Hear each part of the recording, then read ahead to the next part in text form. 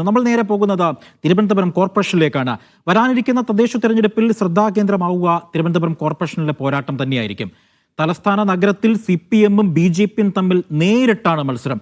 കോൺഗ്രസിന് ഈ തെരഞ്ഞെടുപ്പ് നിലനിൽപ്പിനുള്ള പോരാട്ടം കൂടിയാണ്. തിരുവനന്തപുരം കോർപ്പറേഷനിൽ ഇത്തവണ തീപ്പാറും പോരാട്ടമാകും നടക്കുക. CPM-ഉം BJP-യും നേരിട്ടേറ്റുമുട്ടുന്ന കോർപ്പറേഷനിൽ വികസന പ്രവർത്തനങ്ങളുടെ അവകാശത്തെ ചൊല്ലിയാണ് പ്രധാന തർക്കം. കഴിഞ്ഞ തവണ 100 വാർഡുകളായിരുന്ന കോർപ്പറേഷനിൽ ഇത്തവണ അത് 101 ഉയർന്നു. 56 LDF, 34 BJP, 10 കോൺഗ്രസ് എന്നിങ്ങനെയാണ് നിലവിലെ കക്ഷിനില.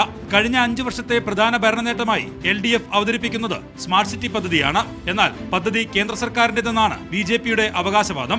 പദ്ധതി പൂർത്തിയാകുമ്പോൾ മതിയായ പാർക്കിംഗ് സൗകര്യമില്ലെന്നതാണ് പ്രധാന ആരോപണമായി ഉയർന്നുവരുന്നത്.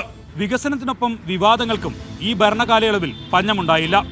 അഴിമതി ആരോപണം മുതൽ BJP കൗൺസിലറുടെ ആത്മഹത്യ വരെ നീളുന്നു വിവാദങ്ങളുടെ പട്ടിക.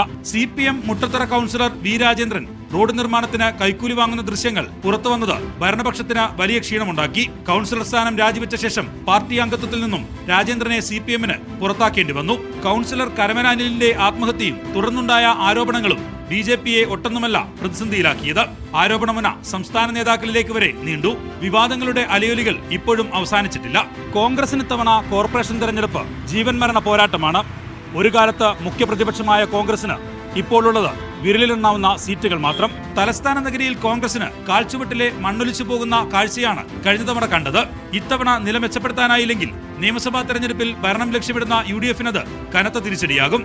ഭരണം പിടിക്കാൻ BJP-യും നിലനിർത്താൻ CPM-ഉം നേർക്കുനേർ പോരാടുമ്പോൾ തലസ്ഥാന നഗരിയിൽ ഇത്തവണ പോരാട്ടം കനക്കുമെന്നുറപ്പ്. തിരുവനന്തപുരത്ത് നിന്ന് വിജിൻ വായാന്തോൾ, മീഡിയ 1.